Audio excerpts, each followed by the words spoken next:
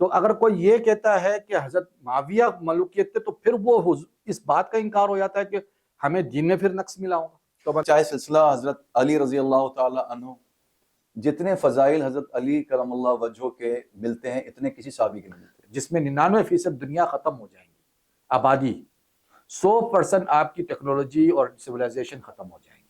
اب حدیث کے حوالے سے کہ ہمیں پچھلی امتوں کے مقابلے میں کم ہے وقت.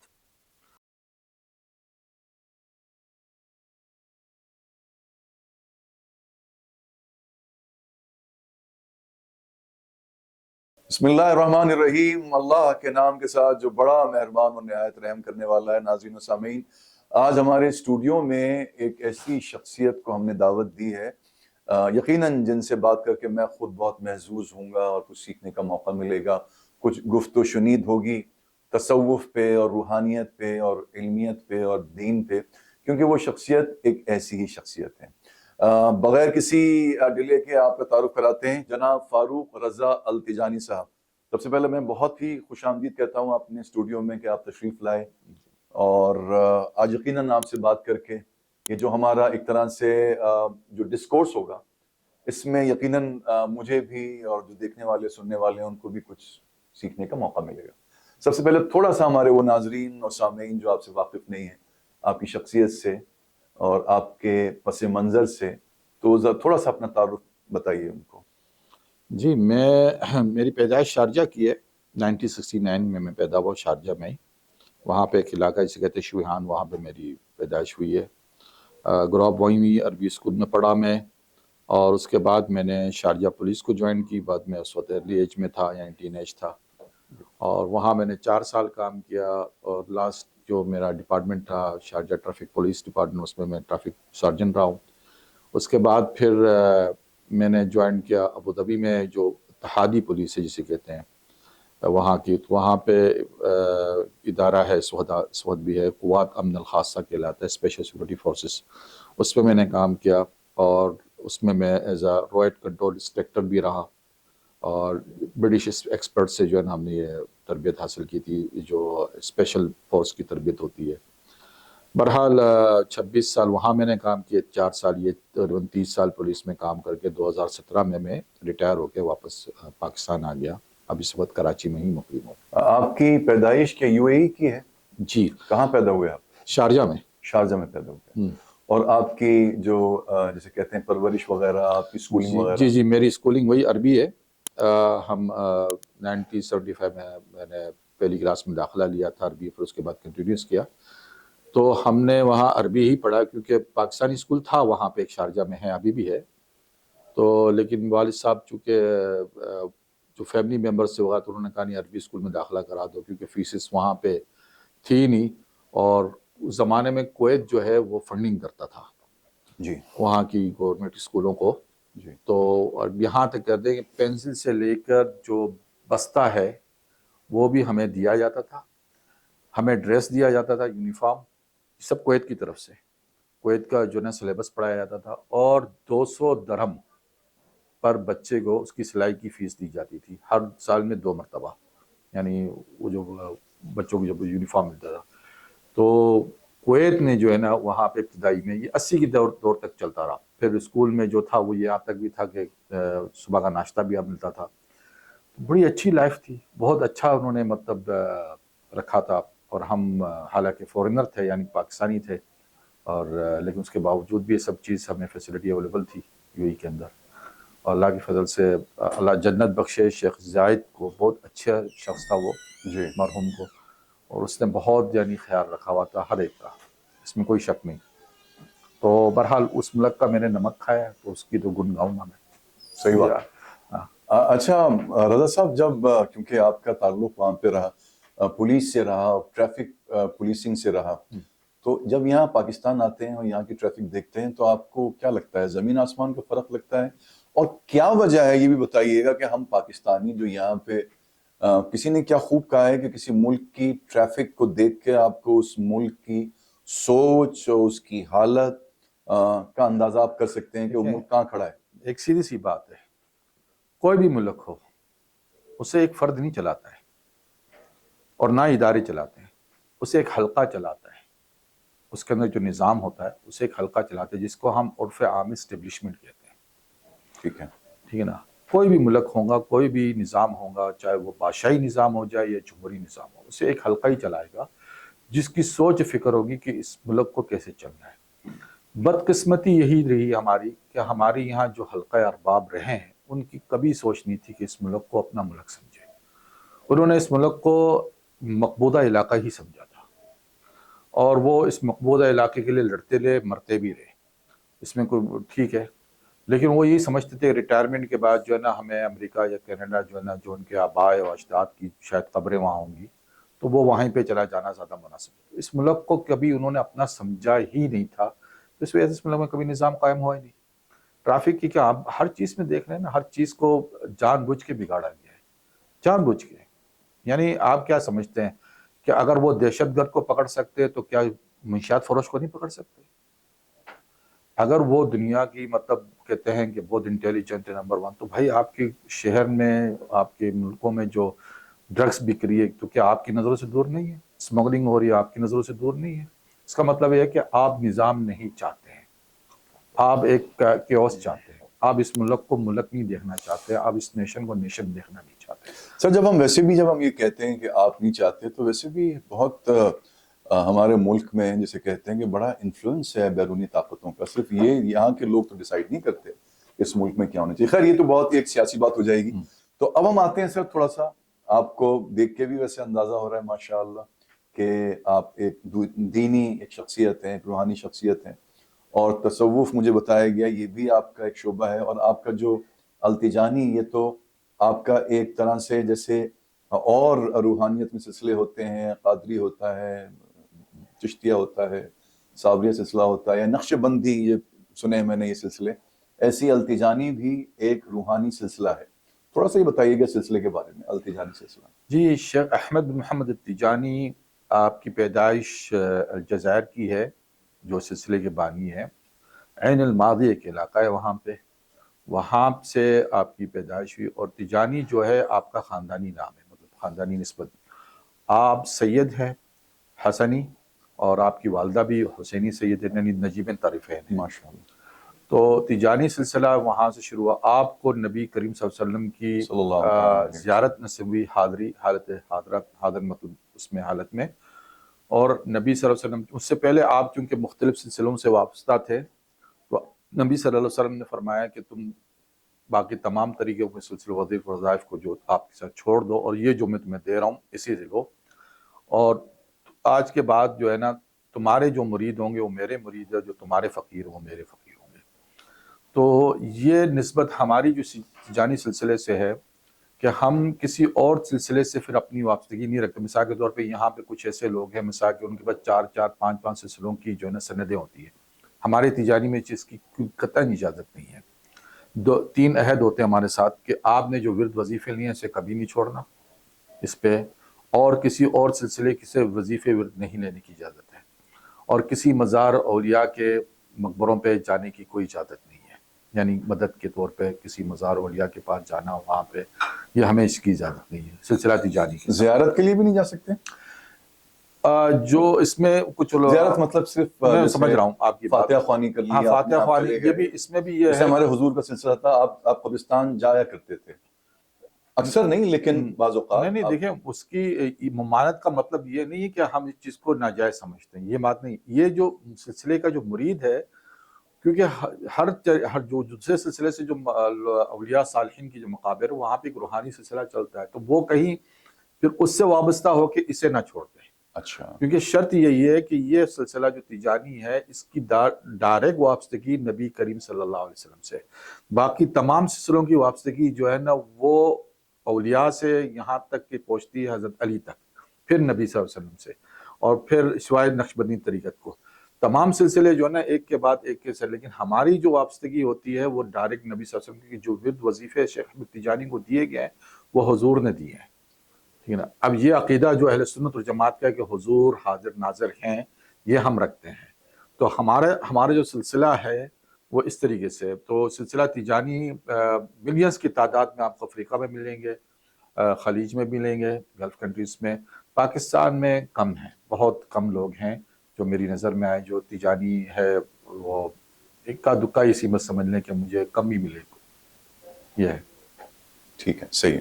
अच्छा, थोड़ा सा अब ये तो वैसे तो बात बिल्कुल ठीक है कि ये सारे जो रूहानी सिलसिले हैं जितने भी तसव्वुफ के, ये दर हकीकत ये तो अल्लाह को पाने का नाम है, और ये दरअसल नबी सल्लल्लाहु ताला अलैहि वसल्लम की इत्तिबा का नाम है, आप सल्लल्लाहु ताला अलैहि वसल्लम की इताअत का नाम है। और चाहे कोई सिलसिला अबू बकर सिद्दीक़ रज़ी अल्लाह ताला अन्हु पे जाके ख़त्म हो, चाहे वो कोई सिलसिला हज़रत उमर रज़ी अल्लाह ताला अन्हु पे जाके ख़त्म हो, दर हकीकत जैसे हुज़ूर सल्लल्लाहु ताला अलैहि वसल्लम की एक हदीस की रोशनी में आपने फरमाया कि मेरे जो सहाबा हैं वो सितारों की मानिंद हैं, किसी एक को भी पीछे चलोगे तो हिदायत पालोगे। तो वो तो दर हकीकत चाहे सिलसिला हज़रत अली रज़ी अल्लाह ताला अन्हु जो हैं, जो मौला अली जिन्हें हम कहते हैं, और हम क्या कहते हैं, हुज़ूर सल्लल्लाहु ताला अलैहि वसल्लम ने फरमाया कि मैं जिसका मौला हूँ अली उसके मौला है। बेशक। तो दर हकीकत सारे सिलसिले जाके हुज़ूर सल्लल्लाहु ताला अलैहि वसल्लम पे ही ख़त्म होते हैं, और उसका मकसद यकीनन ये है कि हमें अल्लाह का क़ुर्ब हासिल हो, हमें नबी सल्लल्लाहु ताला अलैहि वसल्लम की यौम आखिरत में शिफ़ात हासिल हो, और हमें इस दुनिया में रह के हुज़ूर की उसवा हसना पे चलने की सआदत और तौफीक मैसर हो। हज़रत एक चीज़, चूंकि आप तो माशाल्लाह अरबी रवानी से बोलते होंगे, बल्कि उर्दू आपने सीखी होगी शायद। हाँ, मेरी उर्दू के लिए मेहनत की होगी। हाँ, कमज़ोर है मेरी उर्दू अभी भी। मैं बहुत से अल्फाज बाद में लोग मुझे तवज्जो देते हैं कि यार तुमने ये कहा था, ये अब तो फिर भी मैं बोल रहता हूँ। अच्छा। एक वक्त ऐसा था कि जब हम यहाँ आते थे, जब हम छोटे होते थे, तो ख़ानदान में ही घर में कोई ऐसी बात होती थी, कोई तनकीद करके चला गया या तंज़ करके चला गया, तो हम सोचते रह जाते थे कि इसका मतलब क्या है, यानी उर्दू के मायने में इसने क्यों ये बोला है अल्फाज, और इसके क्या जवाब में कहना। तो वो बातें हमें बड़ी उलझाती थी। तो अब माशाल्लाह काफ़ी एक्सपर्ट हो गए। अच्छा। हाँ, बोल बोल के। बल्कि अब तो मेरी एक तसनीफ़ जो मैंने वक्त आखिर के नाम से किताब लिखी है, वक्त आखिर, वक्त आखिर, और वो उर्दू में ही लिखी है। अब इंशाल्लाह उसको कोशिश पहले ये करूँगा कि पहले ये छप जाए, उसके बाद फिर इसकी तर्जुमा अरबी में और इंग्लिश में मुझे करना है, लेकिन उर्दू में मैंने इसको पहले लिखी ताकि अवाम अन्नास जो है उसको आम तौर पे उसे पढ़ ले, समझ ले जो मैं कहना चाह रहा हूँ इस वक्त वक्त आखिर के हवाले से। अच्छा हज़रत, चूँकि आप एक रूहानी शख्सियत भी हैं, तसव्वुफ़ से आपका ताल्लुक़ है, थोड़ा सा हमें बताएं कि जैसे आपने एक किताब भी लिखी, आप कह रहे हैं कि वक्त आखिर, जी, यानी लास्ट ऑफ टाइम या लास्ट टाइम, आखिरी वक्तों में हम जिंदा हैं इस वक्त। इसमें कोई गालिबन कोई शक इसलिए नहीं है कि नबी सल्लल्लाहु ताला अलैहि वसल्लम की बेशुमार आपकी जो पेशगोइयाँ हैं वो पूरी हो चुकी हैं, तो इसमें तो कोई शुबा नहीं है कि वैसे उलमा बिलखुसूस और अवामुन्नास बिलउमूम इस बात का इल्म रखते हैं कि वी आर लिविंग और existing in the last of times. But आप मुझे बताइए आजकल के वक्त के हवाले से कि हम किस दौर में जिंदा हैं, क्या वाकई क़यामत बहुत करीब है, कितनी करीब है, कुछ अंदाज़ा? क्योंकि क़यामत तो वैसे गैब, कुरान में जितना हमें इल्म मिलता है तो हमें तो ये भी मिलता है कि आपसे पूछते हैं सात के बारे में, क़यामत के बारे में, आप इनसे कह दीजिए कि उसका इल्म सिर्फ अल्लाह को है। तो इसीलिए हुजूर सल्लल्लाहु ताला अलैहि वसल्लम ने भी आपने पेशगोइयाँ फरमाई, अलामात फरमाई कि ये अलामतें जब ज़ाहिर होंगी तो फिर क़यामत ज़हूर पजीर होगी। हाँ, एक तो ये है कि ये किसी कुरान की आयत के अंदर ये लफ्ज़ ही नहीं है कि इसका इल्म सिर्फ अल्लाह को। ये सिर्फ का जो लफ्ज़ है ना, ये मुतरजम अपने ज़ौक़ और फ़हम से करता है। जी। आपने जिस आयत का हवाला दिया है मैं समझ गया, सूरत आराफ की आयत है, जहाँ नबी सल्लल्लाहु अलैहि वसल्लम से पूछा जा रहा है कि सा के बारे में, जो यानी क़यामत के मुतालिक, तो उसने कहा इन्नमा इल्मुहा इंदल्लाह। इन्नमा से मुराद सिर्फ नहीं होता है, जैसा कि हम उर्दू में, और ये कि इन्नमा जो है एक शर्ती लफ्ज़ है कि ये जो है इसके बाद उसको पता है। अब इससे मुराद ये नहीं होता कि हुजूर को नहीं पता। नहीं, वो तो यकीनन है, क्योंकि हाँ, एक आयत ये भी है कि अल्लाह ताला गैब का इल्म रखता है, और वो गैब का इल्म से मुत्तला करने के लिए वो जिसको चाहे, अपने रसूलों में से जिसको चाहे वो गैब से मुत्तला कर देता है। हाँ, तो अगर हम ये भी समझें इसका मतलब कि अल्लाह को है, तो वो तो वैसे भी अपने रसूलों को गैब से मुत्तला कर देता है, तो हुजूर को एक आयत और भी है कि अल्लाह ताला जिसमें फरमाता है कि ये नबी रसूल ये गैब की बातें बतानों में यानी बखील नहीं है। ठीक है ना, यानी बखालत नहीं करते जो गैब की बातें हैं। अब ये अंदाजा कर लें कि जो बताने में बखील नहीं है तो देने में वाला को कैसा बखील हो सकता है? बेशक नहीं, बेशक। ठीक है ना। تو گویا مراد ہے، بس اس کو سمجھنا ضروری کہ حضور نے یہ چیز کو کیوں نہیں ایکسپوز کیا، ڈسکور کیا، کہ لوگوں کو اس کی حکمت تھی، کیونکہ آپ کی جو نالج ہے، یا آپ جس چیز پہ ڈیپینڈ کرتے ہیں، مطلب آپ دنیا میں جو ٹائمنگ کی جو لحاظ سے آپ جس چیز پہ ڈیپینڈ کرتے ہیں، وہ دو چیزیں ہیں، ایک ہے چاند اور ایک سورج، ان کی سرکولیشن پہ ڈیپینڈ کرتے ہیں، ٹھیک ہے نا؟ اگر قیامت سے پہلے یہ دونوں چیزیں اٹھا لی جائے تو آپ کیسا کاؤنٹ کریں گے؟ قیامت ہی ہوگی اگر نہیں، قیامت نہیں ہوئی نا، اگر سورج اٹھا لیا جائے تو قیامت نہیں، اس میں یہی تو ساری بات ہے نا، سمجھنا بہت ضروری ہے کہ قیامت کب برپا ہوں گی، کیسی صورتیں ہوں گی، اس چیز کو سمجھنا ہے۔ یہ سورج تو زندگی، اللہ تعالیٰ نے سورج کو انسانی زندگی کے لیے ایک اٹل حقیقت قرار دیا ہے نا۔ سورج اگر نہ ہو تو ہم تو پھر جم کے مر جائیں سردیوں میں۔ بالکل صحیح کہہ رہے ہیں آپ، وہ بات اپنی جگہ پہ درست ہے، توانائی نہ میں یہاں ملے صرف ٹائمنگ کی بات کر رہا ہوں، ٹائمنگ سرکولیشن کی بات کر رہا ہوں نا، وہ ہم ڈیپینڈ کرتے ہیں چاند سورج پہ، بے شک۔ اور وہاں قرآن میں ہی اللہ تعالیٰ کہہ رہا ہے کہ جب پہلی سور پھونکی جائے گی جی تو یہ ساری چیزیں میں لپیٹ لوں گا، اور جب دوسری سور پھونکی جائے گی تو تمام چیزوں سے سب کو اٹھا لوں گا ایک نئی طریقے سے، مطلب زمین یہ زمین نہیں ہوگی، غیر زمین، ہاں وہ زمین ایسی ہوگی جو بالکل فلیٹ ہوگی، جس میں کوئی اونچ نیچ نہیں ہوگی، اور پھر جو ہے نا بادل آئیں گے جو گاڑا پانی برسات کریں گے، جیسا کہ انسان جسے آپ کہہ رہے ہیں سپرم ہوتا ہے، اس طریقے سے برسات کا پانی نکلے گا، وہ زمین پھاڑے گا، اور لوگ جو ہے نا دوبارہ سے اس طریقے سے نکلے جیسا کہ پودے اگتے ہیں۔ یہ حدیث میں اس چیز کی اس کو بیان فرمایا ہے جو تصویر ہے۔ اب پہلی سور دوسری سور کے بیچ میں وقفہ ہے، یہ وقفہ کاؤنٹ نہیں ہو سکتا ہے ہماری لوجک کے حساب سے، یہ ہزاروں سال کا بھی ہو سکتا ہے، پتہ نہیں، لاکھوں سال کا بھی ہو سکتا ہے، اربوں سال بھی ہو سکتا ہے، ہمیں نہیں پتا نا، ہاں۔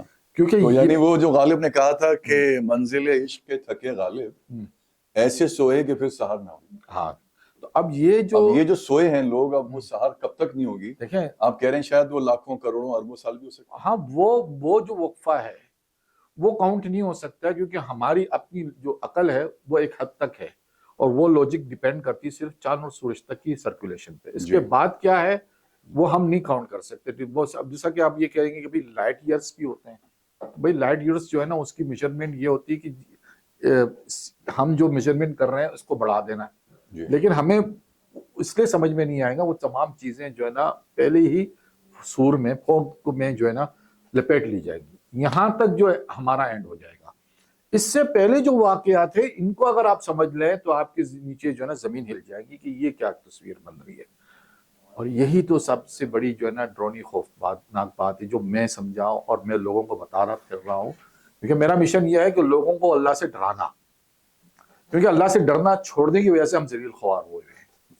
وہ جو صحابہ تھے نا جن کی آپ نے کہا کہ چاند اور سورج کے مطابق حدیث میں، وہ اس لیے چاند اور سورج کے اللہ تعالیٰ نے، کیونکہ وہ اللہ سے ڈرتے تھے، وہ اگر مدینے میں اگر ہوا بھی چلتی تھی نا تو وہ سمجھتے تھے کہ قیامت آئے، وہ یہ یعنی کہ ان کو قیامت کا اللہ تعالیٰ رسول صلی اللہ علیہ وسلم نے نہیں بتایا کہ کب کیسے واقعات، وہ دنیا کو اتنا عارضی سمجھتے تھے کہ ایک تیز ہوا کو بھی سمجھتے تھے کہ یہ بھی ہمیں لے جائے گی، تو وہ سیدھا مسجد کی طرف دوڑتے تھے۔ تو ان کے لیے دنیا جو ہے نا ایک لامعنی سی چیزیں تھی کہ یہ عارضی ہے بالکل، اور ہمارے لیے دنیا ہی سب سے بڑی اہم چیز ہے۔ ہم نے یعنی آپ اندازہ کریں کہ ہم 3 دن کے اندر ایک دن جاگتے ہیں، ایک دن سوتے ہیں، ایک دن کام کرتے ہیں، 24 آورس میں ہے نا، 8 گھنٹہ سونا 8 گھنٹہ جاگنا، اس کو آپ 3 دن پہ حساب کریں تو 3 دن بنتے ہیں ایک طریقے سے، کہ 24 گھنٹہ آپ نے جاگ لیا، سو کے گزار لیا، اور حساب جو ہونے والا ہے وہ اسی وقت کا ہونے والا ہے کہ جب آپ جاگ رہے تھے تو آپ نے حساب دینا ہے۔ تو آپ کی جو اگر 70 سال زندگی ہے تو آپ کے دن بنتے ہیں 365 دن کے حساب سے 25,550، یہ ایک میں ایوریج بات کر رہا ہوں، یعنی لوگ 60 سے 70 سال جیتے ہیں، ایوریج ہے، اس کے بعد اب بہت کم لوگ ہوتے اس میں سے 8-9 ہزار تو نکال دے سوتے میں گزر گئے، ہاں 1/3 جو ہے، اور باقی آپ نے اتنی محنت کی، ظاہر سی بات ہے صبح سے لے کے شام تک لوگ 12 گھنٹے لوگ یہاں کام کرتے ہیں، آپ کی نظر کے سامنے ہی ہوں گے، باقی کتنے وقت ملتا ہے ان کے پاس؟ 4-5 گھنٹے ملتے ہیں جس میں وہ عیاشی کرتے ہوں گے، اور اسی کے لیے سب کچھ کرتے ہیں، چاہے وہ لوگوں کا مال کھائے، حرام کھائے، کچھ بھی کرے، ظلم کرے، زیادتی، وہ 4-5 گھنٹے کے لیے۔ مطلب اگر آپ اس چیز کو اگر سمجھ گئے نا تو آپ کی زندگی آسان ہو جائے گی۔ بلکہ میں یہ کہتا ہوں لوگوں کو، جو لوگ بیچارے ڈپریشن کا شکار ہے، سٹریس کا شکار ہے نا زندگی میں، تو آپ بس کہہ لیں کہ یار 70 سال اگر ہماری عمر ہو سکتی ہے ایوریج، 25,550 دن کے حساب سے آپ دیکھ لیں کہ آپ نے کتنے سال گزار لیے ہیں اور کتنے بچے ہیں، تو آپ کی آدھی سٹریس جو ہے نا زندگی کی ختم ہو جائیں گے۔ یار اب تو اتنا وقت نہیں بچا ہے، تو میں کتنا کیوں اپنے آپ کو جو ہے نا پریشان کروں، تکلیف میں ڈالوں۔ تو بالکل شیورلی اس وقت ہم آخری وقتوں میں زندہ ہیں، آپ کو یہ لگتا ہے دیکھیں، یہ شورلی اس لیے ہے کہ یہ حدیث ہے کہ حضرت نبی کریم صلی اللہ علیہ وسلم کی جو امت کی مدت ہے وہ 1500 برس ہے۔ اچھا اب یہ ہے کہ واقعات کیا یہ کہاں کون صحیح مسلم ہے، صحیح بخاری ہے؟ جی یہ حدیث دیکھیں، ایک حوالہ آیا اگر تھوڑا دے دیں جی تو جی ہمارے جی ناظرین بالکل کو بالکل دیکھیں، علامہ البانی تو اس حدیث کو صحیح لکھ چکے ہیں، ابن حجر عسقلانی اس حدیث کو جو ہے نا متواتر حدیث ہے یہ؟ حدیث تواتر کے ساتھ تواتر کے مراد یہ ہوتا ہے کہ اگر ضعیف حدیث ہو تواتر تو حسن ہوتا ہے۔ امام حسن حجر عسقلانی اس کو حسن لکھ چکے ہیں۔ علامہ البانی جو یعنی عصر حاضر کی محدث ہیں، انہوں نے اس کو صحیح کہا ہے کہ یہ حدیث صحیح ہے۔ اس حدیث میں نبی صلی اللہ علیہ وسلم نے فرمایا کہ اللہ تعالیٰ سے میں اس بات کی گزارش کرتا ہوں کہ اللہ تعالیٰ میری امت کو آدھے دن کی مہلت اور دے دے۔ تو پوچھا گیا کہ آدھے دن سے کیا مراد؟ کہیں گے 500 برس۔ حدیث کے راوی سعد بن وقاص ہے حدیث کے راوی۔ اب 500 برس یہ ہے کہ اللہ حضور صلی اللہ علیہ وسلم نے کہا ہے کہ امت کو بڑھانا ہے، یعنی گویا مراد ہے کہ ایک دن جو ہے وہ قرآن میں بھی ہے کہ تمہارے یہاں 1000 سال، اللہ کے پاس ایک دن ہے۔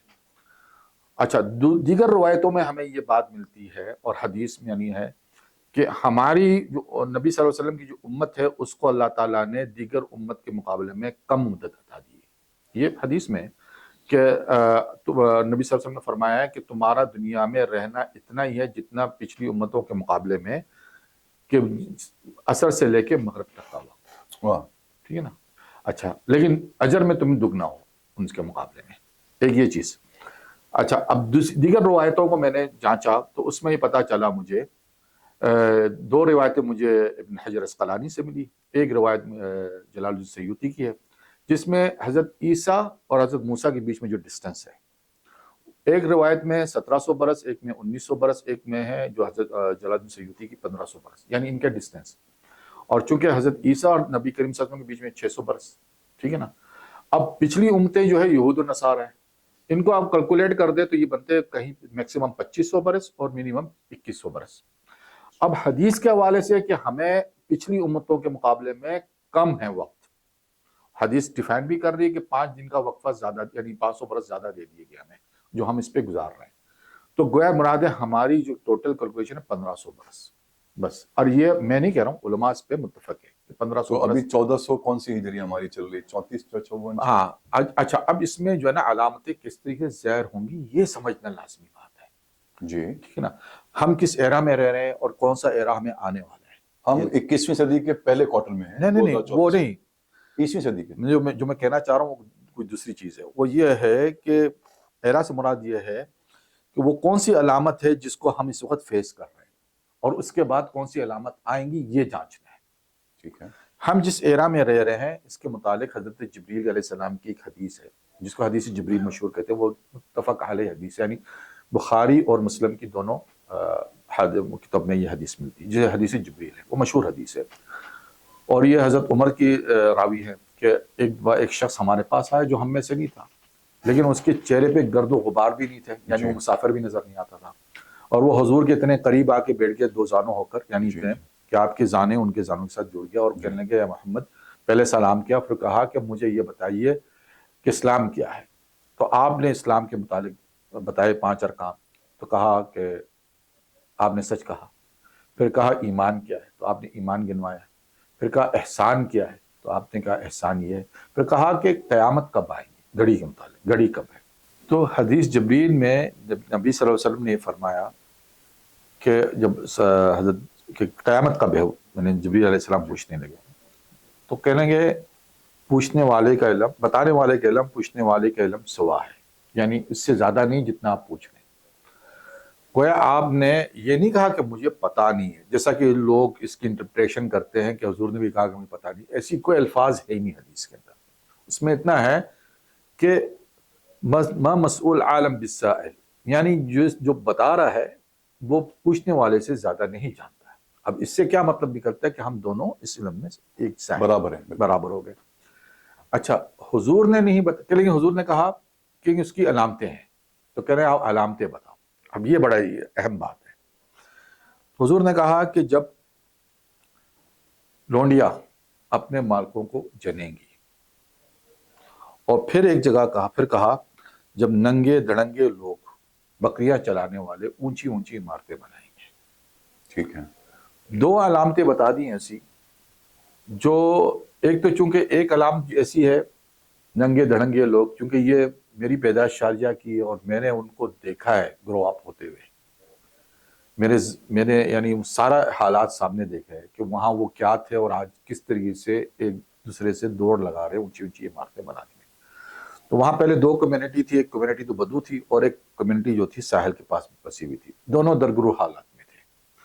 بدو جو تھے وہ تو بکریاں چلاتے تھے، ان کی جو مطلب یعنی ڈیپینڈ کرتے تھے بکریوں پہ، اور دودھ نکال کے اس پہ گھی بنا کے وہ لا کے بیچتے تھے شہروں میں. یہ اور جو بیچارے وہاں جو ساحل کے پاس رہتے تھے وہ زیادہ ڈیپینڈ کرتے تھے مچھلیاں پکڑنے میں یا موتیاں جا کر جو ہے نا چن کے سمندر سے لانے میں.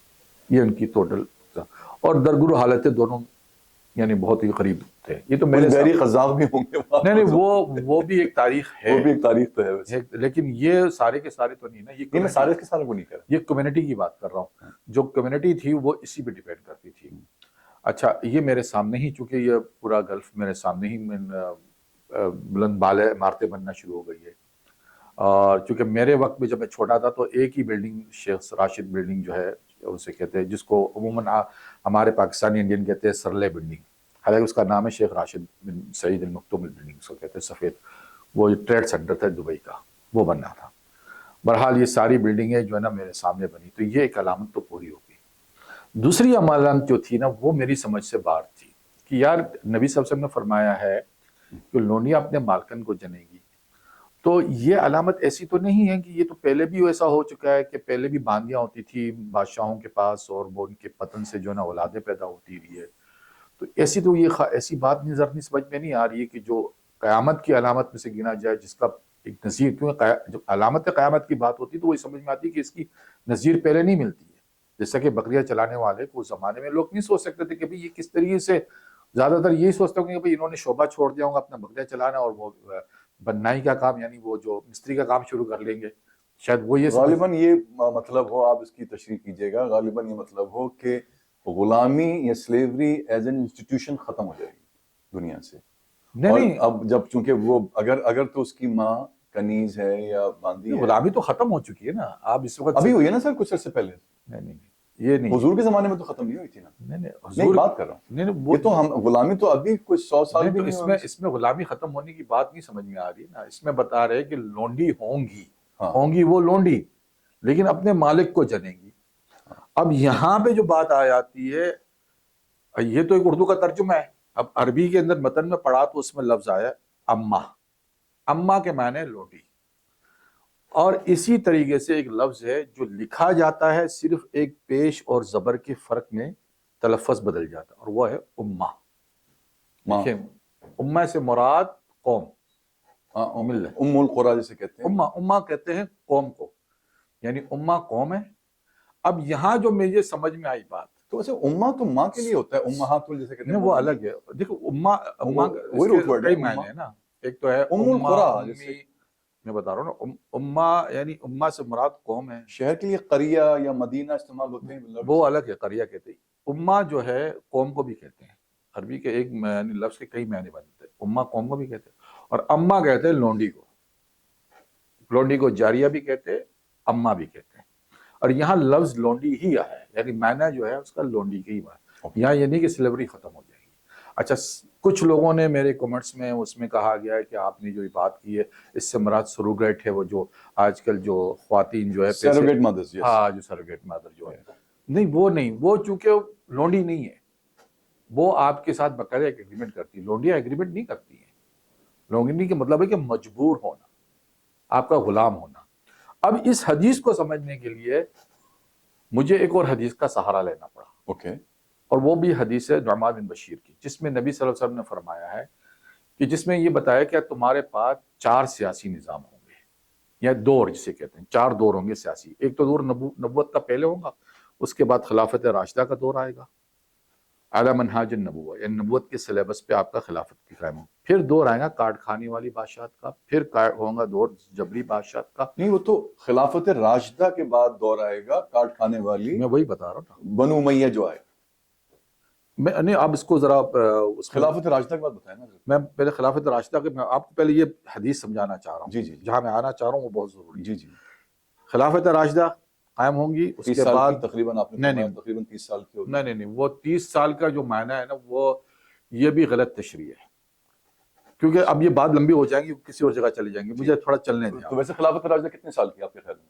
دیکھیں، خلافت راشدہ علی منہاج النبوہ، تمام صحابہ کی جو حکومتیں ہیں وہ خلافت راشدہ علی منہاج النبوہ ہے.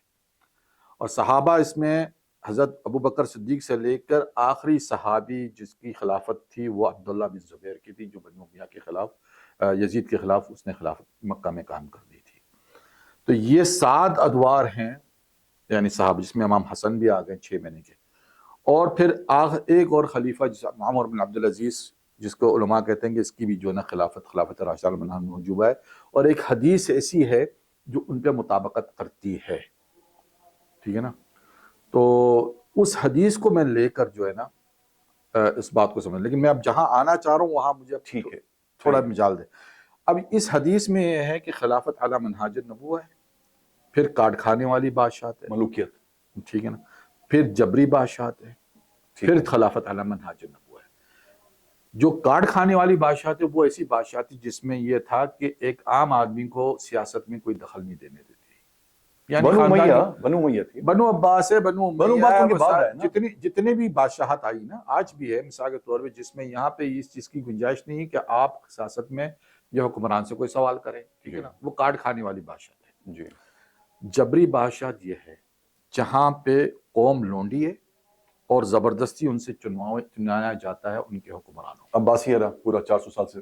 نہیں صدرت نہیں، آج جس دور میں آپ رہ رہے ہیں نا، جس کو آپ جمہوریت جسے کہتے ہیں، سوری، جمہوریت جسے آپ کہتے ہیں، در حقیقت یہ لونڈی قوموں کو لونڈی بناتے ہیں اور زبردستی. یہ صرف مسلمانوں کی بات ہو رہی ہے جی. اس میں آپ یورپ کو نہیں دخل دیں، کیونکہ حدیث ہم مسلمانوں کی امت کے لیے جی. جو بیان کی گئی دور. جی. کہ پھر لوگ کہیں گے جی جناب یورپ کی ڈیموکریسی اس کے تعلق نہیں ہے، تعلق صرف مسلمانوں کے حال پر ہے. مسلمانوں میں جو جمہوریت کا نظام ہوگا وہ ایسا ہوگا جس میں قومیں لونڈیاں بنا دی جائیں گی اور ان سے زبردستی جو نا حکمران چنائے جائیں گے، یعنی جنے جائیں گے. یہ معنی تھا حدیث کا، جس میں کہا نا لونڈیا اپنے حاکموں کو جنے گی، یعنی قومیں جو ہے وہ لونڈی ہوں گی مانند، اور وہ حکمران کو جنیں گے، زبردستی چنے جائیں گے. آج بھی یہی دور ہے، یہی دور ہے جبری. آپ کچھ نہیں کر سکتے. یعنی آپ نے اس کی ایک طرح سے آپ نے اس کی انٹرپریٹیشن یہ کی ہے، ہاں حدیث کہ آپ نے لونڈی جو ورڈ ہے اس کو آپ نے قوم کی انٹرپریٹیشن کر. بالکل، وہ دلالت کر رہی ہے. کیا آپ نے جو استنباط کیا ہے؟ ہاں، وہ استنباط جو کیا وہ حدیث، دوسری حدیث بتا رہی ہے نا کہ جبری ملوکیت آئے گی. جبری ملوکیت کے بعد کیا آئے گی؟ خلافت. تو اس کے بعد جو آئے گی وہ آئے گی خلافت، اس نظام کے فیل ہو جانے کے بعد. اچھا، میں دیکھیں عرض کروں، جب میری جو تھوڑی بہت اگر ناقص جو ہے آپ اس کو درست فرمائیے. جی. حضور صلی اللہ تعالی علیہ وسلم نے فرمایا کہ خلافت راشدہ جو اجماع ہے علماء کا، حضرت ابو بکر سے لے کے حضرت علی تک رہی، اور وہ بہت کم وقت ہے حضرت حسن رضی اللہ تعالیٰ عنہ کا، چلے اس کو بھی شامل کر لیتے ہیں. اس کے بعد آپ نے فرمایا کہ وہ ملوکیت آئے گی، اور ملوکیت یعنی بادشاہت آئے گی، اور وہ کاٹ کھانے والی بادشاہت ہوگی. جو بنو امیہ ہم پڑھتے ہیں ہسٹری کے اندر، سارے بنو امیہ کے جو حکمران تھے اس میں الا ماشاء اللہ کوئی گزرا ہوگا، ورنہ سارے ملوکیت کے اندر بالکل جیسے حضور نے فرمایا کاٹ کھانے والی. اس کے بعد جو جبر کا، اور اگین وہ ملوکیت کی ایک اور قسم عباسی خلیفہ، یعنی عباسی پورا ایک دور ہے بادشاہوں کا، غالباً 400 سال پہ محیط ہے، اور اس سے بھی زیادہ. اس کے بعد آتا ہے جناب آٹومن ایمپررز آتے ہیں، یعنی پورے جو ٹرکی کی پورے یہ آٹومن ایمپررز تھے، سلطنت عثمانیہ جس کو کہتے ہیں، وہ آئے گا اور وہ ان کی رہے گی. اس کے بعد جو منہاج النبوہ آپ بات کر رہے ہیں وہ تو عیسیٰ علیہ السلام کے نزول کے بعد کی بات ہے نا حضرت، کہ عیسیٰ علیہ السلام کا نزول ہوگا، اور اس کے بعد جناب کہ پھر ایک یعنی پھر خلافت منہاج النبوہ قائم ہوگی. سنیں، تو وہ تو ابھی وقت آیا ہی نہیں ابھی تک. سنیں میری بات. اب پہلے تو بعد میں آپ کو کلیئر کر دوں یہ جو کہتے ہیں نا علماء کا اجماع ہے، بڑے معذرت کے ساتھ یہ کم علمی کی بات ہے۔ ابن خلدون نے تاریخ دمشق میں حضرت معاویہ رضی اللہ عنہ کو خلیفہ راشد علی منہاج النبوہ لکھا ہے۔ اچھا، اب میں ان علماء سے سوال کرتا ہوں جو کہتے ہیں یہ اجماع اہل سنت و جماعت سے، باقی مسئلے سے میں اس پہ بحث نہیں کرتا، وہ پھر الگ ڈبیٹ ہو جائے گی۔ جو اہل سنت اور جماعت کے جو علماء وہ یہ کہتے ہیں کہ صرف خلافت 30 سال رہی ہے، ان سے پوچھتا ہوں کہ آپ کا یہ عقیدہ نہیں ہے کہ ہمیں جو مذہب یا دین عطا کیا گیا ہے وہ صحابہ سے ملا ہے؟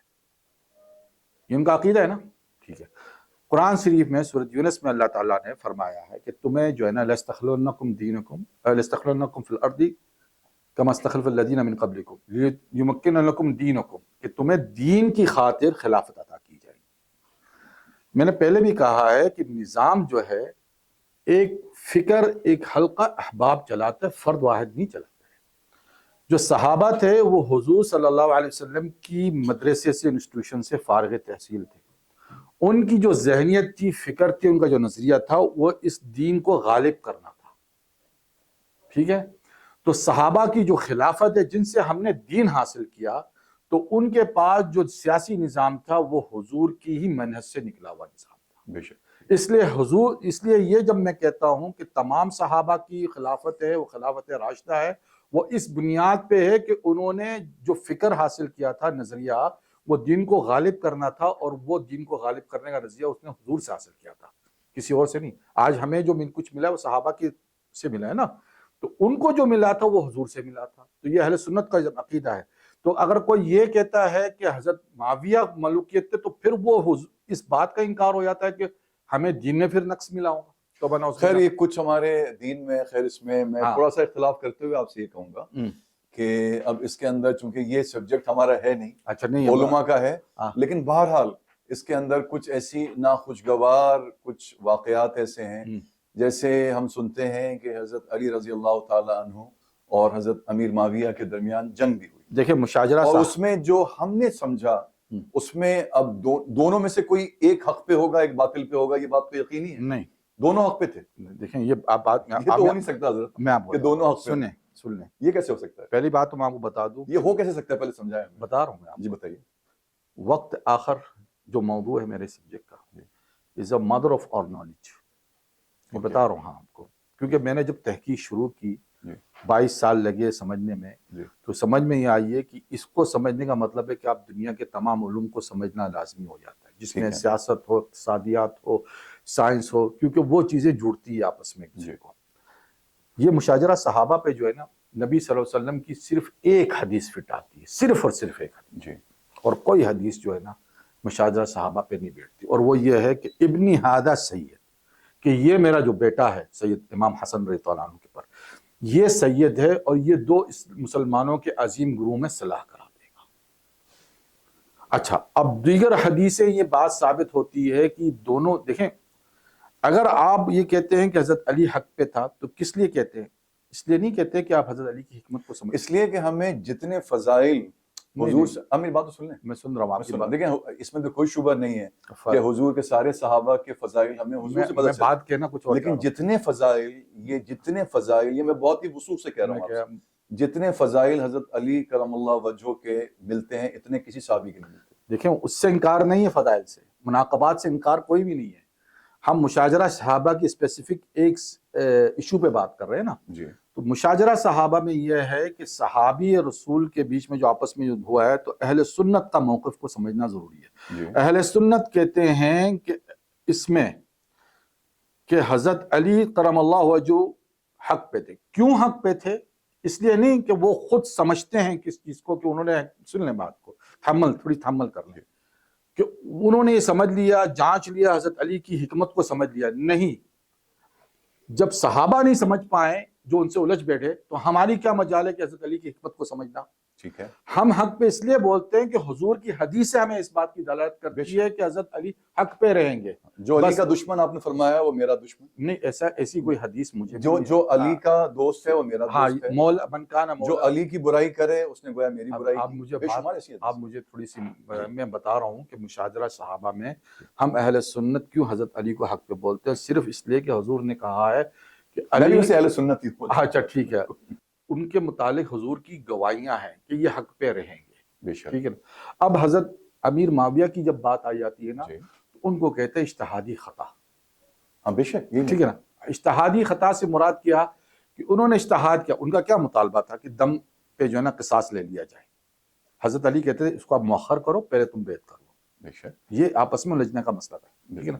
یہ مسلمانوں کے بیچ میں ایک فتنہ ہو گیا. اب اس میں جو اکابر ہمارے صحابہ ہم چلے اکابر ہیں، ان کی وہ اس فتنے میں پڑ گئے تو اب ان کا فیصلہ اللہ کے پاس ہے.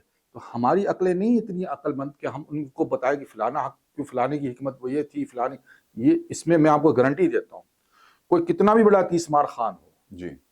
اگر وہ مشاجرہ صحابہ پہ بحث مباحثہ اور کو کھرچے گا یا تو وہ رافضی بنے گا یا وہ ناسبی. اس لیے اہل سنت اور جماعت نے کہا کہ اپنے منہ کو کرو خاموش، کیونکہ اس میں ہماری عقل کام نہیں کرتی ہے. ہم نے جو کام کرتی وہ یہ کہ صحابہ کے بیچ میں جو کچھ ہوا یہ معاملہ اللہ کے پاس ہے، لیکن ہم سب کو جو ہے نا صحابہ کو حسن ظن کے تحت اپنا صحابہ مانتے، اپنے سلوک کے آنکھوں کا تاج مانتے ہیں، کیونکہ دین ہمیں ان سے ملا ہے. ہم آتے ہیں اصل موضوع کی طرف. یا یہ اصل موضوع یہ ہے حضرت کہ آپ تو عربی بولتے ہیں جیسے مادری زبان ہے گویا آپ کی. جی الحمدللہ. اچھا ہم مسلمانوں نے سے ایک خطا ہوئی ہے، اب وہ چاہے وہ ارادتاً ہوئی، غیر ارادتاً ہوئی، شعوری طور پہ ہوئی، لا شعوری طور پہ ہوئی، کہ وہ کتاب جس کا مطالبہ ہے کہ ذالک الکتاب لا ریب فیہ ھدی للمتقین، یہ کتاب جو ہے یہ متقین کے لیے ہدایت ہے. ایک جگہ فرمایا جیسے شہر رمضان الذی انزل فیہ القرآن ھدی للناس وبینات من الہدی والفرقان، جی کہ یہ جو قرآن ہم نے نازل کیا رمضان کے مہینے میں یہ تو ہدایت کے لیے ہے. ایک جگہ فرمایا افلا یتدبرون القرآن افلا یتدبرون القرآن ام علی قلوب اقفالها، یہ لوگ قرآن میں تدبر کیوں نہیں کرتے. سوال میرا یہ ہے کہ یہ جو قرآن مجید میں جگہ جگہ اس بات کا مطالبہ کیا گیا ہے اس کے قاری کو، اس کے ماننے والے کو، کہ اس کے ہدایت کے جو مضامین ہیں اس کو سمجھ کے پڑھے، مگر ہم میں سے بہت سے لوگ اس کو سمجھ کے نہیں پڑھتے. اس کے بارے میں کیا آ رہا ہے آپ؟ دیکھیں جہاں اللہ تعالیٰ نے فرمایا کہ ہدایت کی کتاب ہے وہاں پہ یہ بھی فرما دیا ہے کہ بہت سے لوگ اس سے گمراہ بھی ہو جاتے ہیں. لیکن نیچے فرمایا کہ اس سے صرف فاسق گمراہ ہوں گے. دیکھیں گمراہ تو فاسق ہی ہوگا نا. ہاں ٹھیک ہے. اب بات یہ ہے کہ دیکھیں قرآن پوری آیت یہی ہے ہاں کہ اس سے بہت سے لوگ ہدایت پائیں گے اور بہت سے لوگ گمراہ ہوں گے، اور سوائے فاسقوں میں اس سے کوئی گمراہ نہیں ہوتا. دیکھیں جب وہ گمراہ ہو گیا تو وہ فاسق ہی ہو گیا نا. ایگزیکٹلی. ہاں. اب بات یہ ہے کہ قرآن کو سمجھنا اور پڑھنا ہر آدمی کا شعبہ نہیں ہے، ہر آدمی کا کام بھی نہیں ہے. ٹھیک ہے نا. لازمی ہے کہ آپ کا کوئی استاد ہو، معلم ہو جو آپ کو سمجھ، یعنی قرآن سے آپ اپنی مرضی سے بیٹھ کے یعنی چیزیں نکالنا شروع کر دے تو ایسا آپ گمراہ ہو جائیں گے. بے شک اس لیے آپ کو گائیڈنس چاہیے ہوتی ہے. ٹھیک ہے نا. اسی لیے کہتے ہیں کہ جس من کان لہ علم بالکتاب خطاہ اکثر من الثواب، یعنی جس کے پاس کتاب کے علم ہوگا یعنی اس کی خطائیں زیادہ ہوں گی ثواب سے. جو شخص اپنے آپ کو علمی کتابی کہتا ہے اسی لیے وہ آج ساری دنیا سے الجھا ہوا ہے. جس کے بعد رجال اللہ کا علم ہو یعنی علماء سے سیکھا ہو، کسی کے ہاتھوں بیٹھا ہو، یعنی جس نے جیسا کہ میں نے ایک بیت کی باقاعدہ اور ان کے ساتھ میں نے 20 سال تک جو ہے نا ان کی سمجھ لیں کہ چپلیں سیدھی کرتا تھا بس ادباً، اس سے زیادہ میری کوئی حیثیت نہیں تھی. لیکن جو فیض حاصل کیا انہی سے حاصل کیا. تو وہ کتاب کے معنوں کو، مفہوم کو سمجھاتے تھے. مثال کے طور پہ ایک آیت ہے من خاف مقام ربی فلہ جنتان. میرے شیخ خالد علی موسیٰ تجانی جو جن کے ہاتھوں میں نے بولی تھی، انہوں نے مجھے اس کی تفسیر بتائی. کہیں گے اس کا مطلب جانتے ہو کیا ہے؟ اب اس کے عام ترجمہ تو یہ ہے جو مقام اللہ کے مقام سے ڈرے تو اس کو 2 جنتیں ملیں گی، اس کو 2 جنتیں ملیں گی. تو کہنے گا جنتیں 2 اللہ جنتیوں کو 1 اور 2 دینے سے کیوں ہوا ہوگا؟ اس سے مراد یہ ہے جو اہل تصوف کا ہے، ذوق اور فہم ہے، کہ ایک جنت تو جنت الزخارف ہے، یعنی جو آپ کے سامنے جنت ہے، باغات ہے اور یہ چیزیں. اور ایک جنت ہے اللہ کی معرفت کی جو آپ کے دل میں ہے.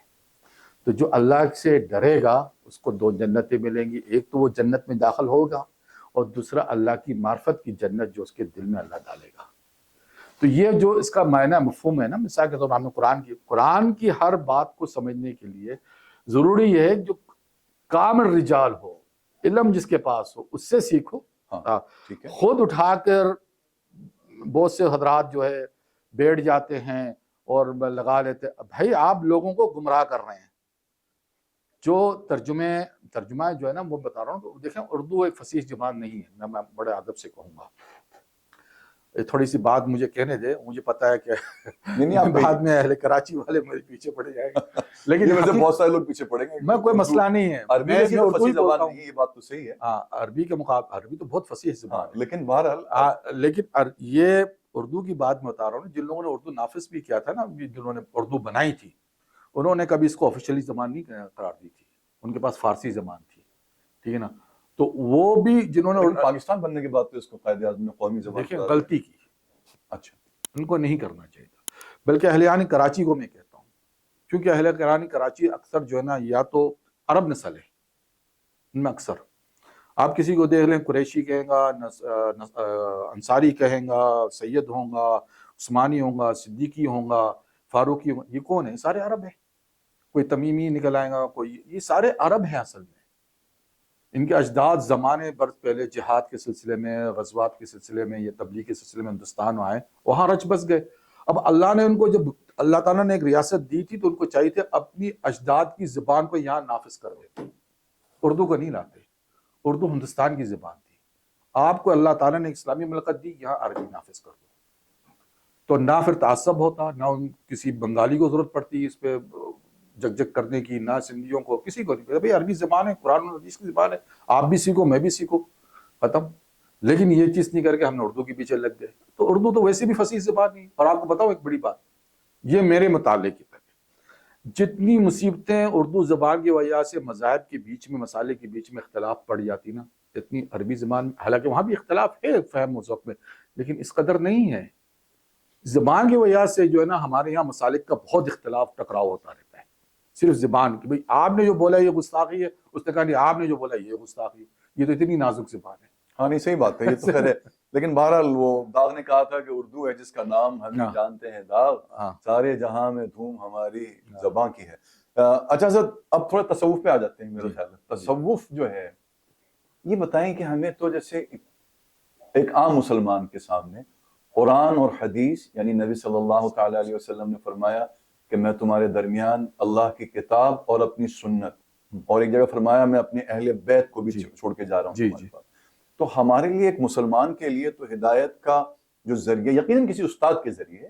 میرا وہ جو پہلے سوال تھا آپ سے میرا یہ تھا کہ قرآن کو سمجھنا چاہیے کہ نہیں سمجھنا چاہیے. یقیناً کسی استاد کی رہنمائی میں ہر مسلمان کو فرض ہے بالکل کہ وہ قرآن کو سمجھے, ہے نا. یعنی کوئی حفظ کرنا تو فرض نہیں ہوگا شاید کہ سب مسلمان حفظ کر لے تو اچھی بات ہے, فرض نہیں ہے. مگر قرآن کی کو سمجھ کے عمل کرنا یہ فرض ہے سب پہ. جی تو وہ اب جیسے میں نے عرض کرا تھا آپ سے کہ اللہ بھلا کرے کہ اب جیسے ایک مسلمان کے لیے عام کہ وہ قرآن کو سمجھے کسی استاد کی روشنی میں, اور حدیث کو سمجھے اور سنت کو سمجھے اور عمل کرے. اب اس میں تصوف جو آ گیا, طریقت جو آ گئی, ایک شریعت ہے ایک طریقت ہے, تو یہ کیا شریعت طریقت دونوں ہٹکے ہیں یا دونوں ایک ساتھ چلتے ہیں, یا پہلے بنیاد شریعت ہے اس کے بعد طریقت ہے؟ بالکل بنیاد شریعت ہے, شریعت اساس ہے. طریقت تو صرف تزکیہ نفس کے لیے ہوتا ہے, اس سے کوئی معنی نہیں ہوتا ہے. آپ نے اپنے نفس کو, کیونکہ اللہ تعالیٰ کا ان اتقاکم عند اللہ, یعنی جو چیز جتنا متقی ہوں گا وہ اللہ کی طرف درجات بڑھتا ہے. متقی کا مطلب یہ ہے کہ آپ پرہیزگاری اختیار کریں, تزکیہ نفس کریں, اپنے نفس کو جو ہے نا آپ ملامت کرتے رہیں. یہ مر اب نفس کسی چیز میں, کیونکہ ہم جو ہے نا نفس کے غلام ہو چکے ہیں. صحابہ نفس کے غلام نہیں تھے, تابعین اکابرہ وہ نفس کے غلام نہیں تھے. آنے والے زمانے میں چونکہ فتوحات زیادہ تھی, مال زیادہ کما لیا, سب کچھ زیادہ, اب تو بالکل ہی دنیا کے ہو گئے. تو یہ نفس کی وجہ سے, اس نفس کو کنٹرول کرنا ہی سب سے اہم چیز ہے. اور یہ شریعت تو آپ کو مطلب پابند نہیں کرے گی کہ بھئی آپ جو ہے نا سالوں سال روزہ رکھیں, تو کچھ نہیں, مرضی. رمضان کے روزے فرض ہے, باقی نوافل میں. لیکن نفس کو سدھارنے کے لیے آپ پہ ضروری ہے کہ آپ چند دن اور روزے رکھیں. یہ نفس کو سدھارنے کے لیے کہ آپ کچھ کھانا نہیں کھائیں گے تو غلط خیالات نہیں آپ کے دماغ میں جنم لیں گے. یہ ساری نفس کی تزکیت کی بات ہے. تو طریقت جو ہوتی ہے نا وہ تزکیہ نفس کے لیے ہوتا ہے. لیکن یہ بھی شرط ہے. اب یہاں پہ ایک وہ شخص ہے تصوف کو بدنام کرنے کے لیے وہ جو کرتا رہتا ہے, وہ جس سے اقرار صاحب ان کے پاس جا رہے ہیں 14 اپریل کو, سمجھا میں ان کا نام تو نہیں جانتا, سمجھا نا. ایسے ڈرامے بہت ہوتے ہیں, سمجھے نا. یہ اس کا تصوف سے کوئی تعلق نہیں ہے. جیسا کہ لال شہباز قلندر کے پاس جو ہے لوگ دھمال ڈالتے ہیں, اس کا تصوف سے کوئی تعلق نہیں ہے. یہ سارے ڈرامے ہیں پیسے کمانے کے لیے. تو یہ ڈرامے بھی ہوتے رہتے ہیں, لیکن جو صحیح معنوں میں جو آپ کو بس جو اللہ کی طرف لے جائے گا وہ وہی شخص ہوگا جو اللہ تک پہنچا ہوا ہوگا. ٹھیک ہے, ٹھیک ہے نا. اور تزکیہ نفس اس کے لیے پہلی سیڑھی ہے. اچھی بات ہے. تزکیہ نفس کے بغیر تو آپ آگے بڑھ ہی نہیں سکتے. اور تزکیہ نفس کا اگر میں تھوڑا سا اس کی تشریح کرنا چاہوں اپنے انداز میں, کہ یعنی اندر کی جو ایک انر سیلف ہے, ایک اندر کی پرسنالٹی ہے, یہ جو دل ہے, یہ اس کو پاک کرنا ہے, یعنی ظاہری اور باطنی شخصیت ایک ہو جائے. دیکھیں باطنی اللہ تعالیٰ جو ہے آپ کے باطن کو دیکھتا ہے, ظاہر کو نہیں دیکھتا ہے. ظاہر کا تعلق جو ہے وہ شریعت سے, شریعت کے مطابق آپ کی لوک ہونی چاہیے. ٹھیک ہے, ٹھیک ہے نا. لیکن باطن جو ہوتا ہے نا وہ ہٹ کر ہوتا ہے. اس کو آپ نے کافی غسل کرنا ہوتا ہے, اس کو بڑا صاف کرنا ہوتا ہے. یہ اتنا آسان نہیں ہے. اور یہ مطلب ایک میں اس کو یعنی اتنی آسانی سے بیان نہیں کر سکتا, لیکن یہ ہے کہ جب تک آپ کا تعلق کسی رجال اللہ سے نہیں ہو, اللہ والے سے نہیں ہو, تب تک آپ اللہ تک پہنچ نہیں سکتے ہو. یہ کہہ دینا کہ قرآن اٹھا لو, حدیث اٹھا لو, خود پڑھ لو, خود دیکھ لو, ارے بھائی آپ اس طریقے سے کہیں نکل جائیں اور پھر آپ علماء سے تکرار کرنا شروع کر دیں گے کہ نہیں یہ آپ نے یہ غلط سمجھا, میں نے صحیح سمجھا. اس چیز کو مت. آپ اللہ کی مطلب اس طور پہ ہم شریعت میں لیتے ہیں کہ ہمارا مسلک ہے امام ابو حنیفہ, ٹھیک ہے. اب مجھے ضرورت نہیں ہے کہ 1300 یا 1400 سال سے ایک مذہب مسلک چلا آتا رہا ہے, اربوں لوگ یہاں اس دوران گزر گئے دنیا سے جو مسلمان تھے, اب اس کو اربوں میں کاؤنٹ کر لیں, ٹھیک ہے نا. تو کیا وہ سارے کے سارے غلط تھے؟ ایسا تو ہو ہی نہیں سکتا. نبی صلی اللہ علیہ وسلم نے فرمایا کہ میری امت جو ہے نا سواد اعظم من امتی لا تجتمع علی الضلالہ, کہ میری امت جو ہے اس کا سواد اعظم یعنی بڑا, وہ ضلالت پہ گمراہی پہ کبھی جمع نہیں ہوگا. یہ حضور کی حدیث ہے. تو اتنے ہزاروں لوگ یا لاکھوں لوگ یا کروڑوں لوگ جو دنیا سے جا چکے ہیں اور اب بھی جو ہے جو امام ابو حنیفہ کے مسلک پر ہے, تو کیا سارے کے سارے گمراہ ہیں؟ وہ یہ عقل میں آنے کی بات نہیں ہے. تو پھر بہتر ہے کہ مجھے ان باتوں کو مت چھیڑے, میں پھر ان کی اتباعی کروں. اگر مجھے کسی چیز کی ضرورت ہے, کیونکہ دیکھیں شیخ احمد بن تیجانی کا جو مسلک تھا وہ مالکی, وہ بڑے علماء میں سے تھے, مالک کے یعنی مالکی مذہب کے بڑے علماء سے تھے. لیکن میرا مذہب ہے ابو حنیفہ کا, تو اس لیے کہ میں نے پاکستان میں رہنا ہے تو یہاں احناف زیادہ ہے, احناف علماء زیادہ ہے. مجھے کوئی بھی دشواری آئے گی مفتیان کرام کے پاس چلا جاؤں گا, کبھی مذہب کے متعلق جو بھی مسئلہ ہے میں ان سے پوچھ لوں گا, یہ کیا دقت ہے. اب میں کہوں کہ نہیں چونکہ میرے پاس علم آ گیا ہے, ابھی میرا علم وقت آخر کے متعلق ہے. اس تھوڑا وقت آخر کے بارے میں بتا تو دیں حضور. حضرت کتنا ٹائم رہ گیا ویسے اندازاً آپ کے علم کے مطابق؟ دیکھیں 100 سال, 50 سال, 25 سال, 10 سال. دیکھیں میں نے جو کاؤنٹنگ کی ہے وہ حدیث سے کی ہے, جی ٹھیک ہے نا, اور قرآن کی گائیڈنس سے کی ہے. جی. تو حدیث میں تو یہی ہے کہ حضور صلی اللہ علیہ وسلم کی امت کو 1500 برس مدت دی گئی, اور وہاں قرآن جو ہے ہمیں گائیڈنس دیتا ہے کہ سورج چاند سے جو ہے نا اپنی روشنی اپنے وقت کو کاؤنٹ کرو. تو اس حساب سے 1500 برس جو ہے ایک تو ہجری تاریخ سے شروع ہوتی ہے جو حضور کی نبوت کے اعلان نبوت کے 13 سال بعد شروع ہوئی, اور ان کے بیچ میں 1500 برس کا اگر آپ رکھیں معاملہ تو وہ 45 سال کا فرق آ جاتا ہے. اس کو ڈیویژن کرنا پڑتا ہے تاکہ اس علامات جو ہے وہ 1500 ہونے میں کتنے 30-40 سال باقی ہیں اس کا مطلب ہے. 1500 برس میں تو آپ کو آج 1445 چل رہا ہے, تو 55 سال تو اب وہ جو 55 سال ہوگا اس سے پہلے بھی واقعات ہیں, وہ جو خطرناک واقعات ہیں, کیونکہ آپ ایک حدیث ایسی ہے جہاں رسول صلی اللہ علیہ وسلم نے کہا کہ دنیا کے آخری 70 سال ہیں, وہ 70 سال جب آپ اس میں داخل ہوں گے تو آپ زمانہ قدیم میں چلے جائیں گے, ہزاروں سال پہلے, اور وہ آنے والا ہے, وہی سب سے بڑا مرحلہ ہے اور وہ خطرناک مرحلہ ہے, اور وہ عذاب کی صورت میں آنے والا ہے جس میں 99% دنیا ختم ہو جائیں گی, آبادی 100% آپ کی ٹیکنالوجی اور سویلائزیشن ختم ہو جائیں گی. تو یہ کہیں آپ ویسے کہ کہیں خدا نہ خواستہ تھرڈ ورلڈ وار کی طرف تو اشارہ تھرڈ ورلڈ وار کہتے ہیں، اب اس کو نیوکلیر تھرڈ ورلڈ وار قرآن شریف میں ہے، قرآن شریف میں سورۃ دخان میں اسی طرف اشارہ ملتا ہے، حدیث میں ہے دو عظیم قوتیں آپس میں لڑیں گی، یہ حدیث میں بھی ہے، قرآن میں بھی ہے۔ سورۃ فلق آپ پڑھتے ہیں، اس میں رسول صلی اللہ علیہ وسلم نے فرمایا حضرت عائشہ کو، عائشہ کو کہ من غاسق اذا وقب، یعنی یہ اندھیری جب پھیل جائے، یعنی ایک ایسا وقت آئے گا زمانہ دنیا میں جہاں آپ سورج چاند کی روشنی کو نہیں دیکھ پائیں گے۔ فزک کی جو فزک نالج رکھنے والے لوگ وہ مانتے اس بات کو، اگر نیوکلیر فزک وار ہو جائے تو کئی دہائیوں تک جو ہے نا سورج کو آپ نہیں دیکھ پائیں گے، اور دنیا کا ٹیمپریچر جو ہے نا 30-40 ڈگری تک آپ کا چلا جائے گا، پوری دنیا کا فروزن سیزن میں ہم چلے جائیں گے۔ ایک بہت خطرناک مرحلہ آنے والا ہے۔ میں لوگوں کو اسی پہ لوگوں کو بتا رہا ہوں کہ آپ تیاری کریں، اگر یہ واقعہ نہیں ہوا نا اور میں مر گیا، آپ کی توسط سے بات کر رہا ہوں، میری قبر سے نکال کے میری ہڈیوں کو سرما بنا لینا۔ نہیں اللہ تعالیٰ آپ کو عمر خضر عطا نہیں دیکھیں، فرمائے۔ نہیں خضر کی عمر تو میں بھی نہیں مانتا، خیر بہرحال ہماری دعا لیکن ہے۔ ایک بات بتا رہا ہوں کہ میں اتنا اس بات پہ سیٹسفائی ہوں، جو چیزیں نکلی ہے وہ قرآن حدیث سے نکلی ہے، قرآن حدیث پہ ایمان رکھتا ہوں تو بات کر رہا ہوں، ورنہ مجھے کیا پاگل پن ہوں کہ میں کہوں کہ بھائی اتنی باتیں لوگوں کے سامنے تاکہ اپنا مذاق اڑاؤں۔ یہ قرآن حدیث کی بات ہے، جب کوئی مجھ سے حدیث کا مطالبہ کرے تو میں دینے کو تیار ہوں۔ تو یہ ساری بہت ایک آئی اوپنر ہے ہم سب کے لیے جو کچھ آپ نے کہا، اور اللہ کرے کہ پھر یہ تو پھر ہمیں تیاری کرنی چاہیے۔ ہم تو کہتے ہیں کہ سامان 100 برس کا ہے، پل کی خبر نہیں، تو جو دوسری تیاریوں کو چھوڑ کے اس کا مطلب یہ ہے کہ اپنی یہ جو آخری اخروی زندگی ہے اس کی تیاری کرنی چاہیے۔ میں بہت بہت شکر گزار ہوں، آپ تشریف لائے ہمارے اسٹوڈیو میں، اور بے شمار بہت ساری چیزیں آپ سے گفت و شنید کے ذریعے ہم نے ایکسچینج بھی کی، کچھ سیکھنے کا موقع ملا۔ تو ناظرین انشاءاللہ اگلے کسی پروگرام میں ہم دوبارہ حاضر خدمت ہوں گے، تب تک کے لیے اپنا بہت خیال رکھیے، فی امان اللہ۔